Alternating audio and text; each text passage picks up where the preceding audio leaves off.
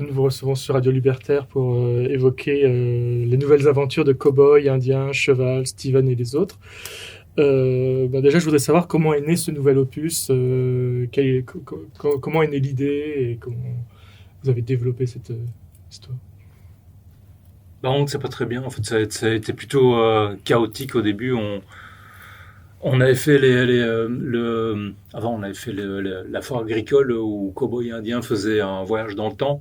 Donc, on s'est dit qu'est-ce qu'on pourrait trouver comme concept, parce que le voyage dans le temps, c'était quand même un peu, c'était déjà élevé comme niveau à développer. Du coup, on s'est dit, je vois pas très bien, qu'est-ce qu'on pourrait faire d'autre. Donc, on est parti sur quelque chose d'assez calme. Voilà, c'est l'été, tout le monde part en vacances, et normalement, Cowboy et Indien, ils doivent partir, mais ça se passe pas comme il faut, et du coup, ça finit en catastrophe.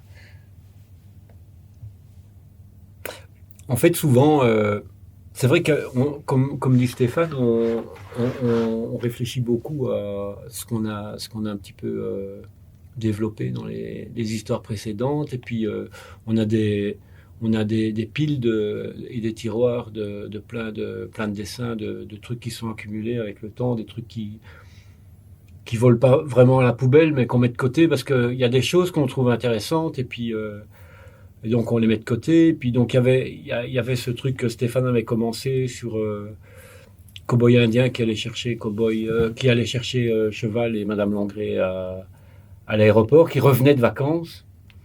Et voilà, il y avait tout un truc comme ça qui avait été développé, et puis ça a été mis de côté, et puis ça dort, et puis enfin voilà, donc on retrouve des morceaux comme ça, et puis on renourrit de nouvelles choses à partir de choses qui avaient été mises de côté.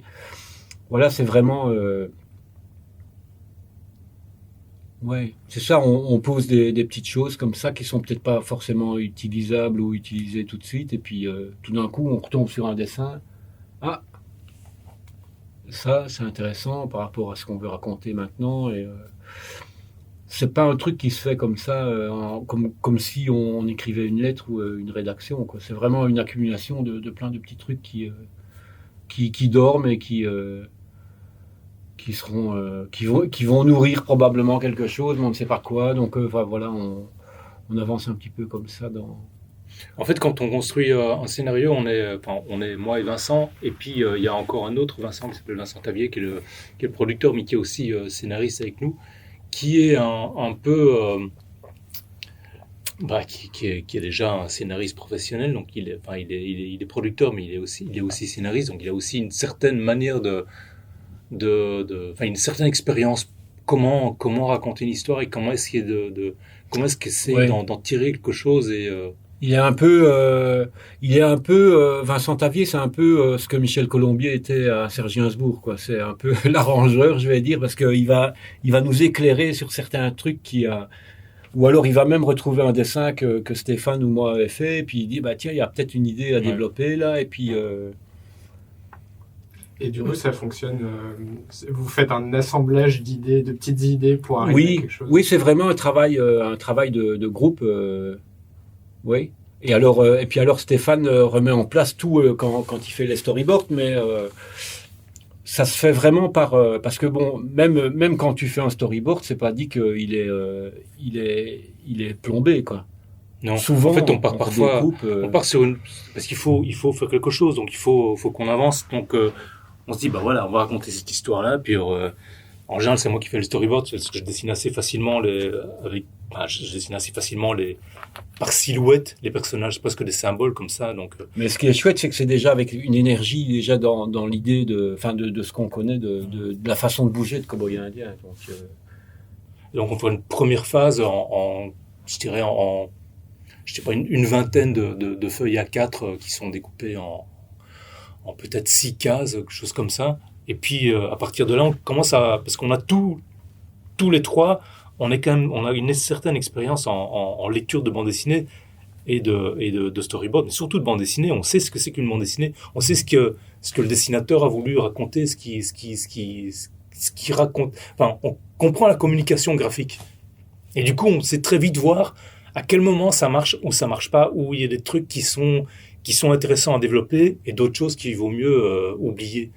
Donc Oui, voilà, où c'est- on voit des trucs potentiellement intéressants au niveau Ouais. de la mise en scène, Ouais. enfin ce qu'on peut nourrir au Ouais. niveau même de l'espace qu'on veut Ouais. investir. Et, ouais. Et du coup, vous avez la possibilité, enfin, vous laissez beaucoup la possibilité d'improviser, pas seulement dans l'écriture, mais aussi dans la mise en scène au moment du tournage concret. Un petit peu quand même, oui. Oui. Souvent, d'ailleurs, en fait, ça c'est l'avantage qu'il y a sur, par exemple, c'est vrai que souvent, moi, je situe souvent la technique de panique au village un petit peu comme étant le chaînon manquant entre la stop motion et l'animation traditionnelle, c'est-à-dire que on travaille avec des figurines rigides.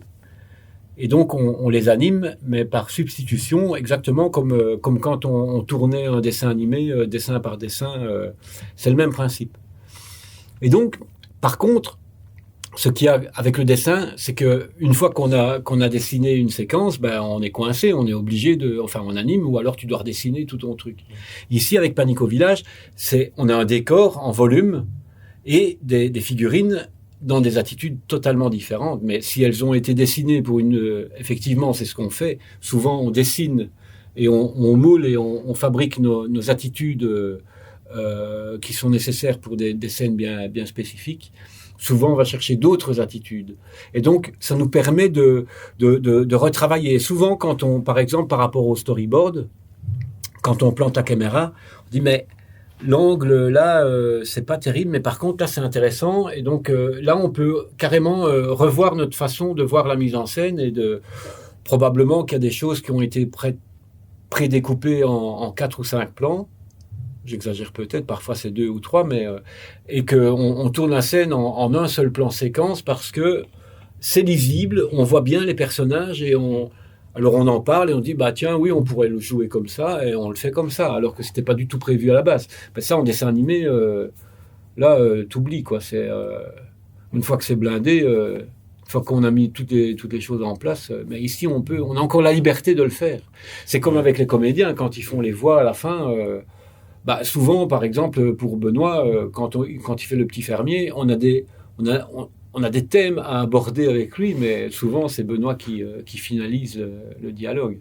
Et puis, aussi techniquement, on recycle tout. C'est-à-dire que des personnages qu'on a créés pour le premier 26 minutes,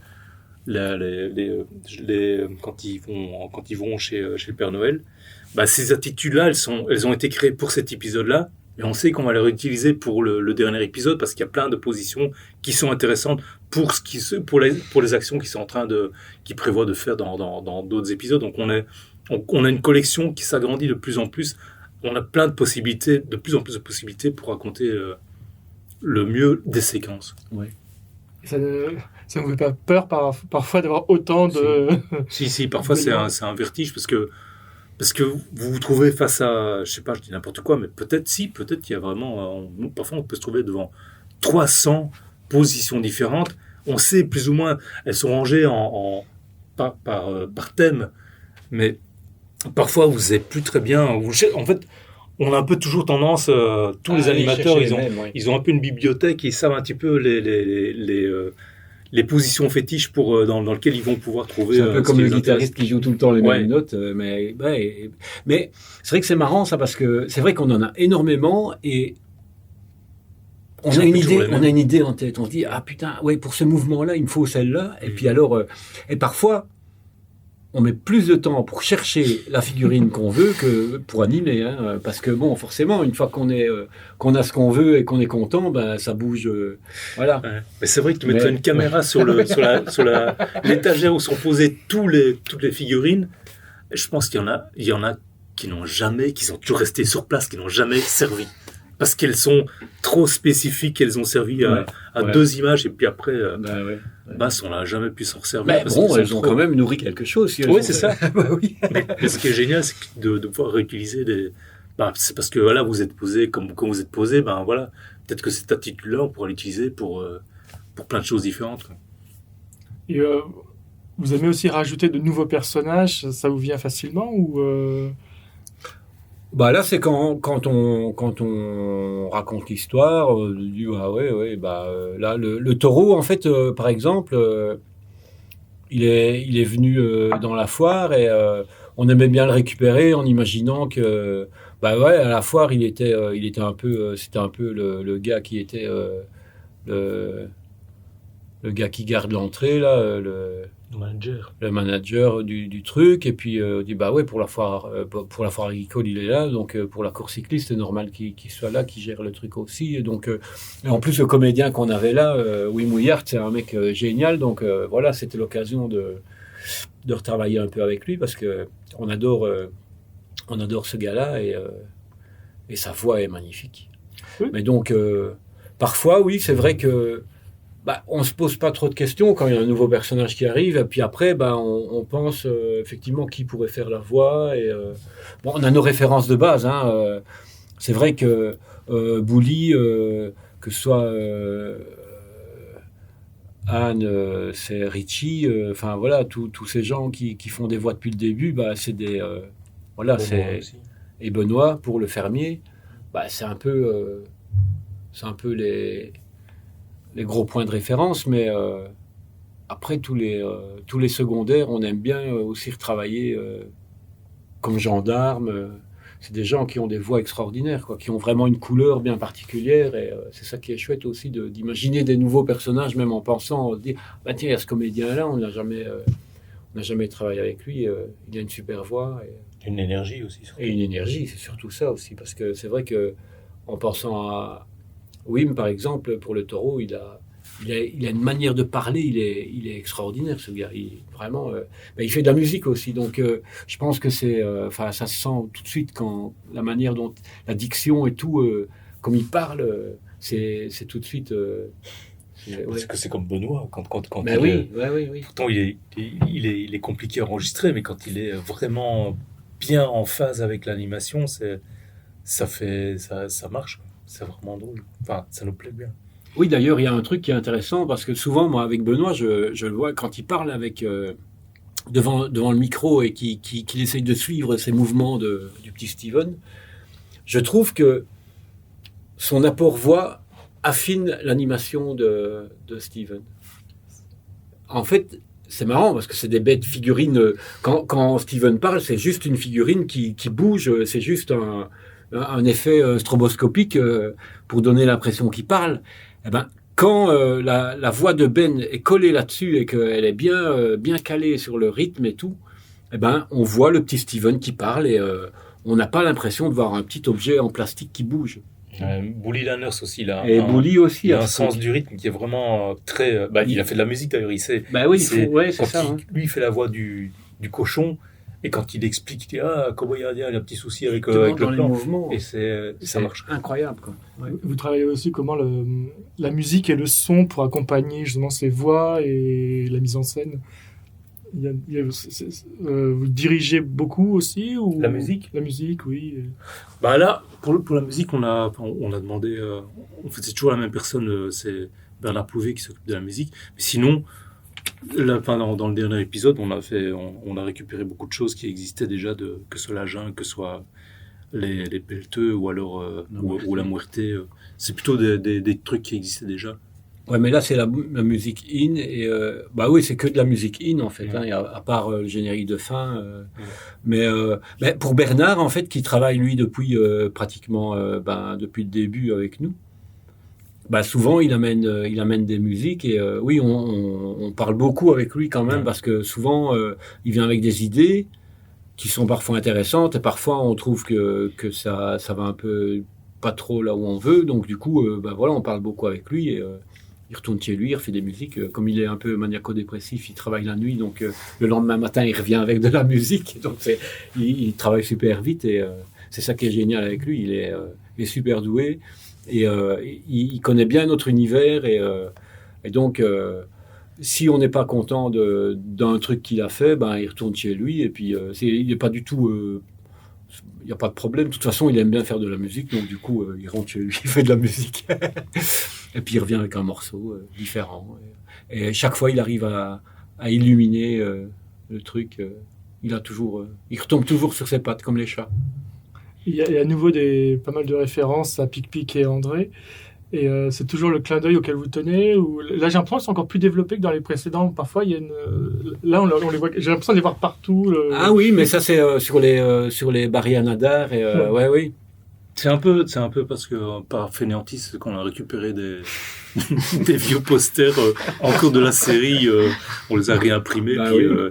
et qu'on aimait bien. En fait, c'est juste parce qu'on aime bien les dessins, on aime bien le design et on les trouve chouettes, on les trouve encore toujours efficaces. Du coup, on les remet, mais ouais, c'est vrai qu'on aime bien. Et même chose pour la friterie. Enfin, ils vendent des C'était glaces. pour faire une pub aussi pour le bouquin qui est sorti chez Casterman et qui est tombé dans la trappe une semaine après la sortie. C'était le confinement, donc du coup. Mais non, mais enfin voilà, c'est des personnages qui nous plaisent toujours et on aimerait bien commencer tout doucement à les réveiller. Vous y pensez Oui, c'est en projet.